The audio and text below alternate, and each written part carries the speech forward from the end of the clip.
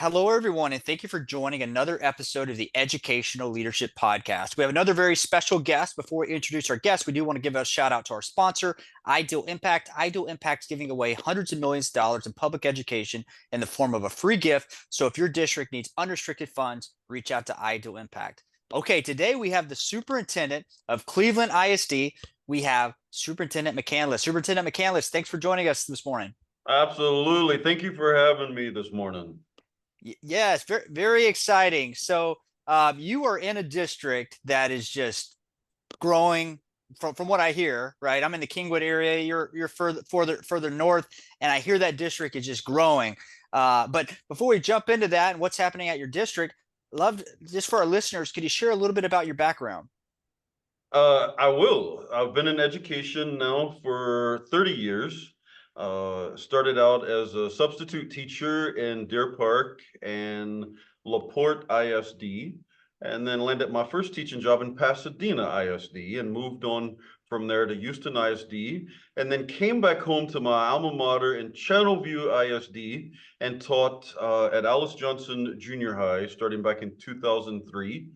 Before I became an assistant principal and then eventually a principal in that district, and then had the opportunity to come out to Cleveland ISD in 2013 to serve as high school principal.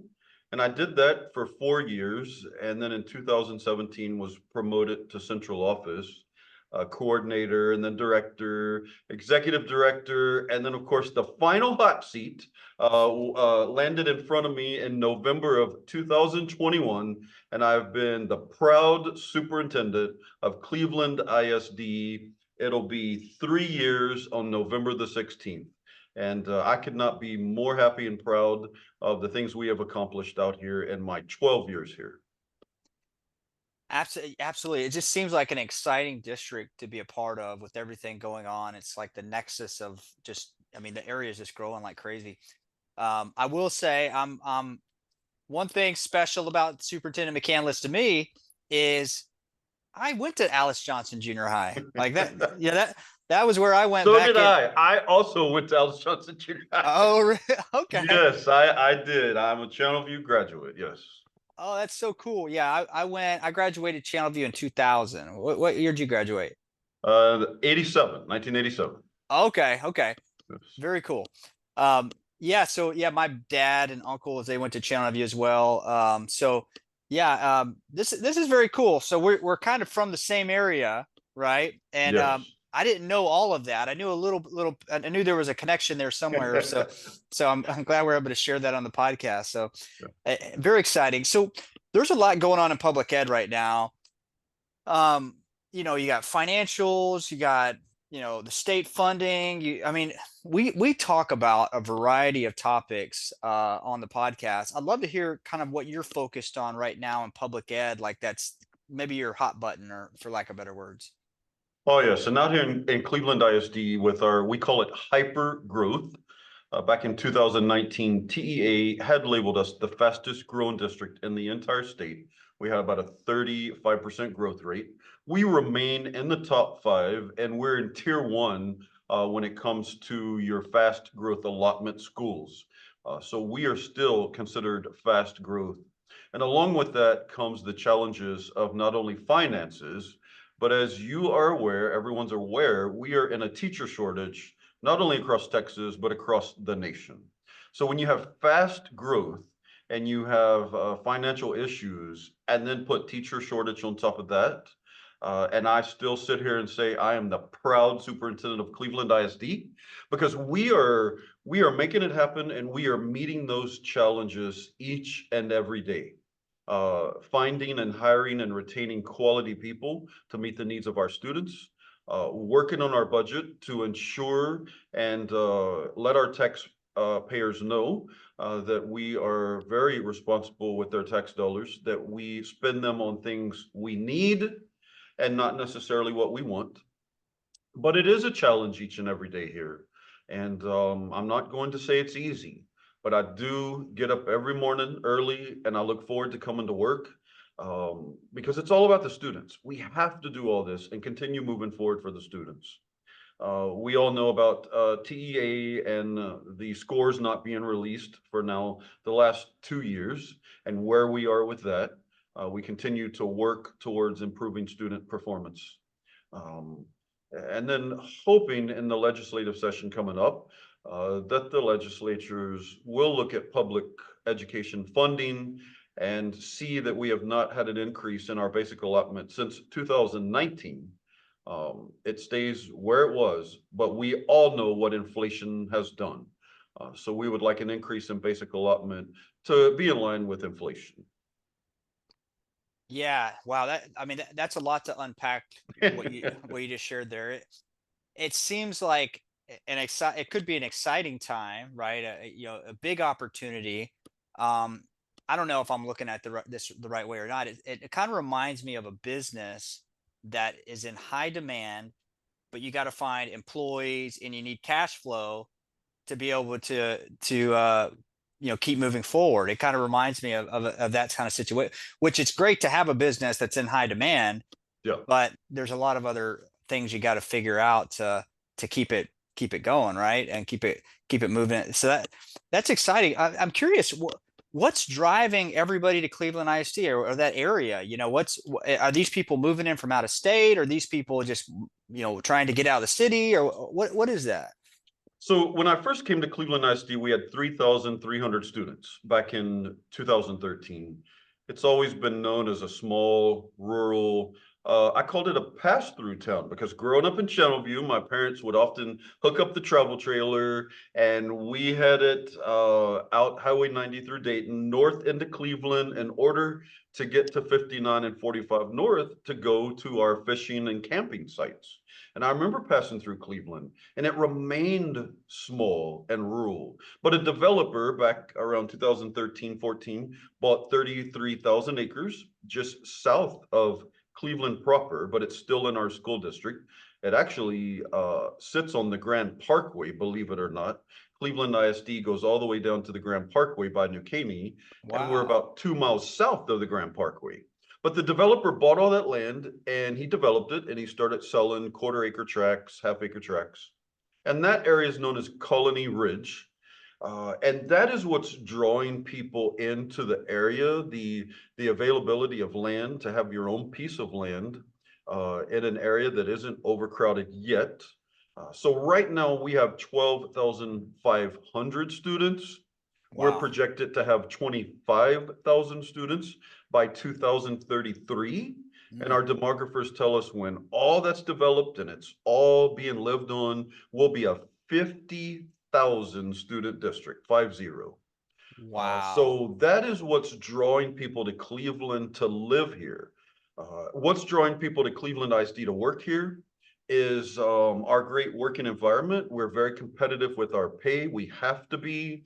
And as superintendent, in order to stay competitive with your pay and your stipends and benefits, you have to make sure you're only employing the staff you absolutely need.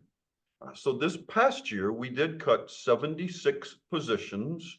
We did not lay anyone off. So people are like, how do you do that? Well, you go through and you do a position inventory. You look at the positions you have and what's absolutely essential, what's most related to classroom teaching. So we did dissolve some positions, but we had other positions to offer them.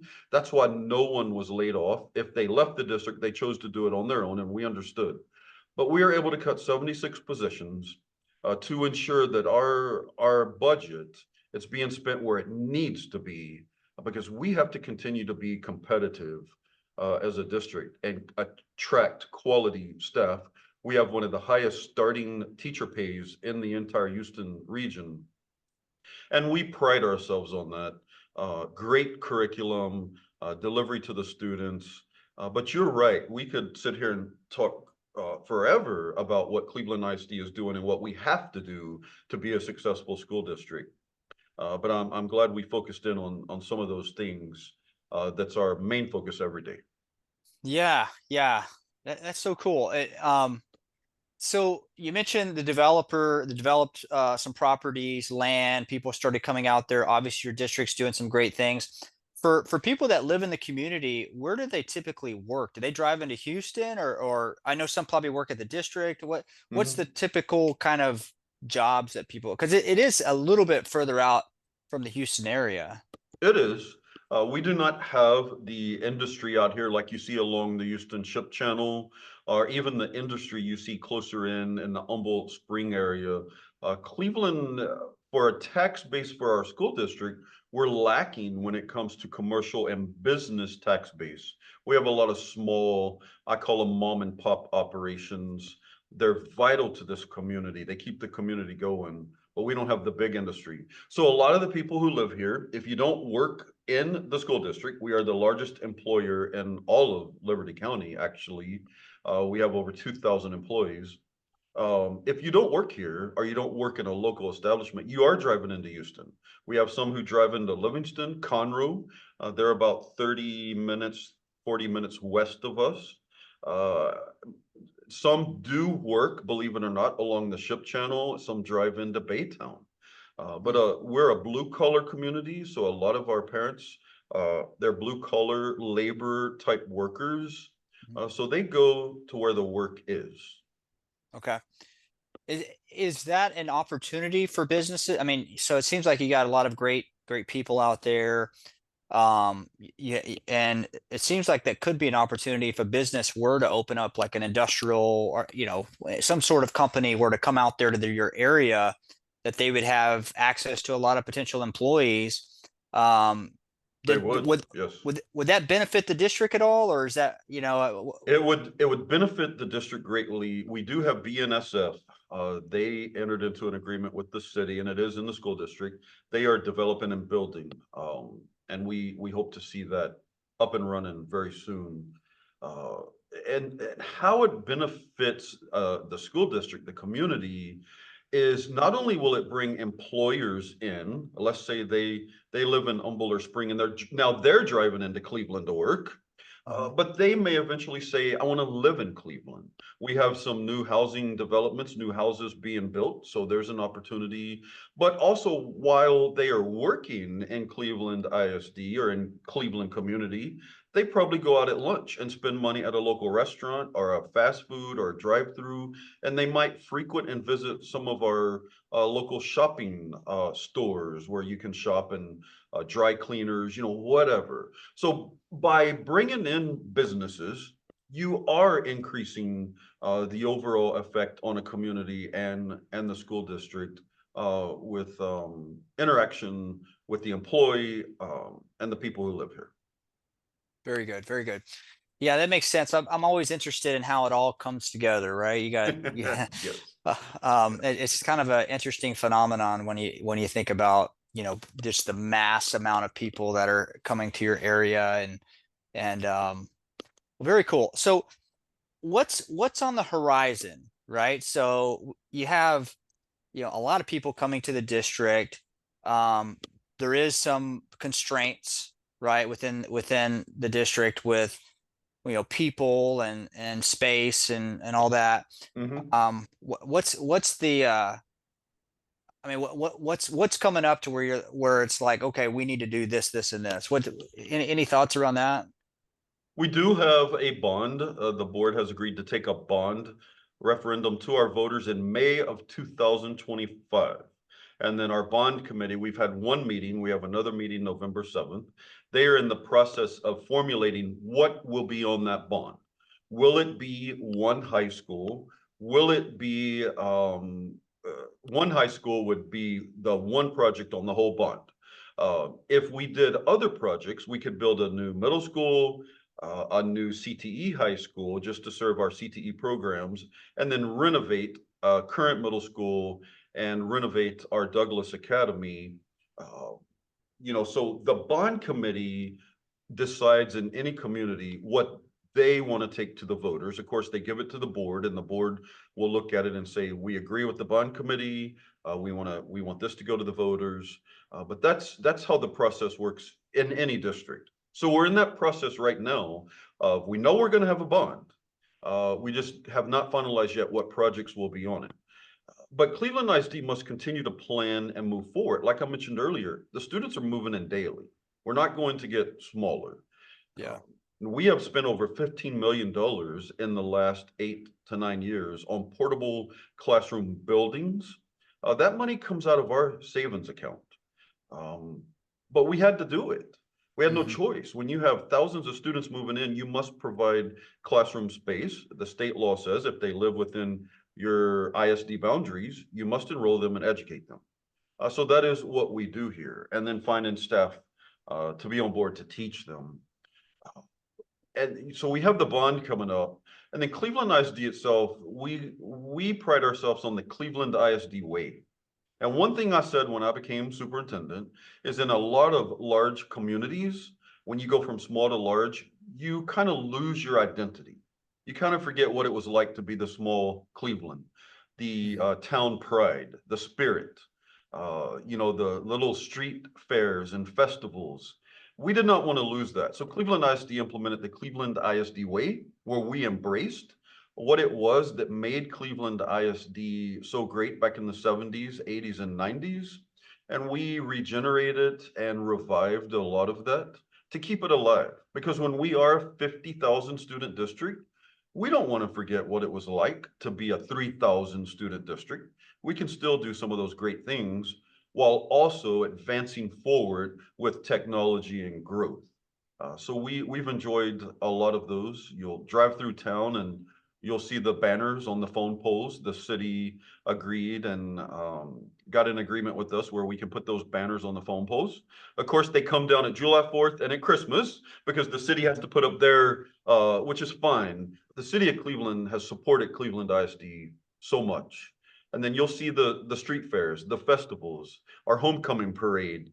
I think it was larger than the city's Christmas parade. And if the city's listening to me, no offense, but the pride in Cleveland ISD and how it brings out the people is absolutely amazing.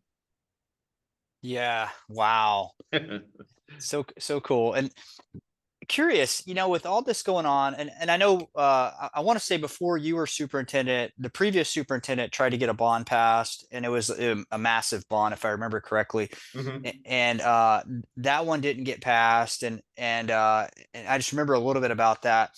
Um, does a district ever say, like, let's say a bond doesn't get passed, and you got all these students coming in, and you can only get so many portable buildings? Does a district ever say, we can't take in any more students? Sorry, you're gonna have to go, to the next district over. We're maxed out. Does that ever happen? I don't know. I am sure I have fellow superintendents out there in fast growth districts that have heard that said. We've heard it at town hall meetings. We have had residents say, well, why can't you just put a maximum capacity sign on your door? The fire department will come in and say you can only hold so many people in this auditorium or in this building. And we've had to explain to them that is not how it works in public education.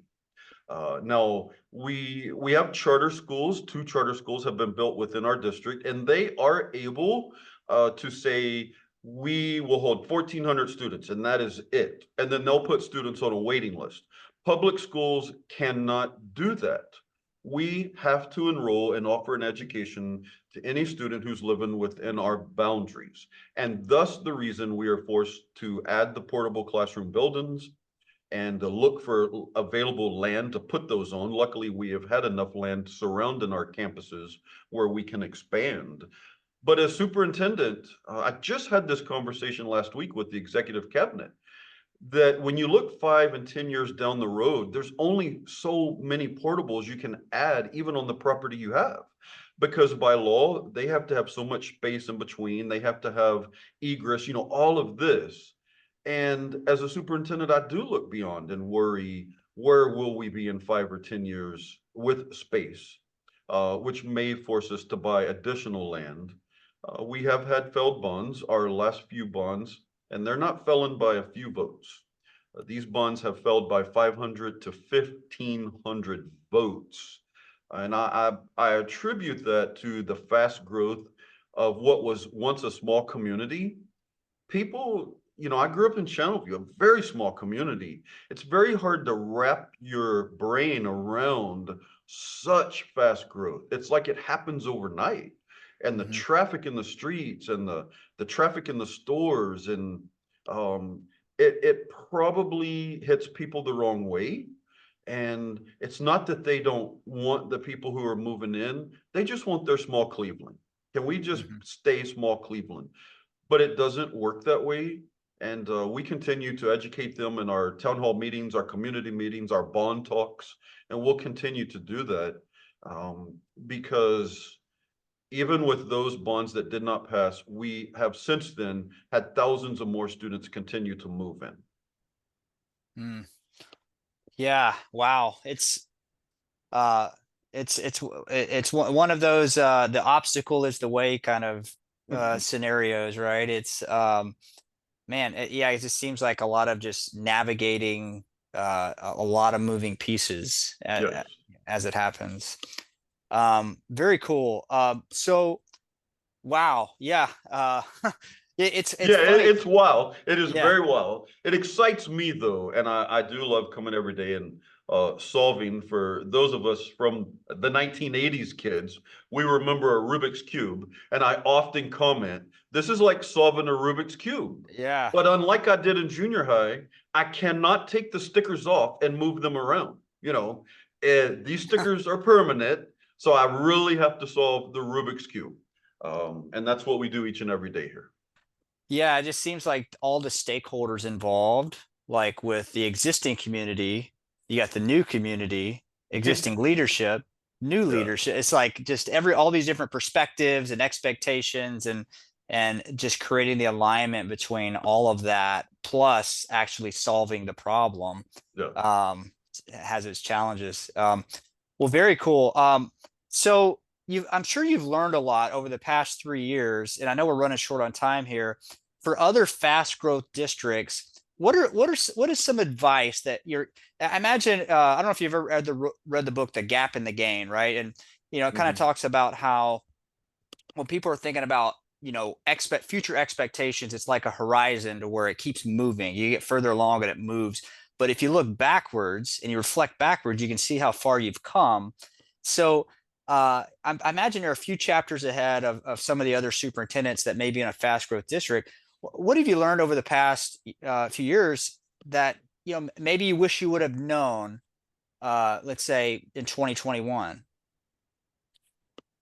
One of the things we struggled with the most is we have always taken a bond to the community, and we don't want to put a tax on our community. So our board has always said it's a zero tax rate increase. But our voters say, but yet on the ballot itself, it says this will be a tax increase. That's that verbiage, the wording that was added by the legislatures a few years back that's on every ballot. Um, and we've explained to the voters how the appraisal district works. That yes, your overall tax bill is probably going to be more each year because your appraisal went up. And on the bills here in Cleveland, the largest amount of their overall tax bill is the school district. So when they see that it's more than last year, then they want to say it was a tax increase and you weren't being honest with us. And it's not that we weren't being honest. It's because of the way appraisals work. So if I and every community is different. Um, we are going to get out in front of it in our future bonds and do little videos and be more explanatory on how the taxing entity works, and that you probably will see increase in your overall tax bill. We'll be honest with you, you're going to see it. Um, and focus not so much on it's a zero tax rate increase from the school district, but be more understanding and empathetic of what the voter and the citizen is dealing with on an increased tax bill every year. Because we got feedback after our bonds, and that seemed to be a focus of the theme of what it was all about when the voter went to the poll. That you're saying a zero tax rate increase, but you actually are charging us more. So we're going to explain more how appraisal works and how it will increase your bill. And again, every community is different, but if you're a superintendent in a fast growth district, uh, forming those bonds and inviting everyone to be on your bond committee, even the people who are out there that are staunchly against it, and they're being vocal, and they're telling everybody else, vote no. We have engaged some of them and we want them on our bond committee. We want them to see why we are having to do bonds, but we're not discrediting or discounting their beliefs. And we want to know why you believe the way you do and share that with us, because we have to come together as a team uh, to come to a consensus of why it is you may be against the bond and why it is we are all for the bond. Because in the end, this is all for the kids. Mhm. It's for the students. You know, us as employees, we will come and go because we retire. Teachers retire, leaders retire. But Cleveland ISD has been here since 1920, and it's going to be here another 100 years from now. So we have to work today to get the future ready for the current grandkids and the current kids.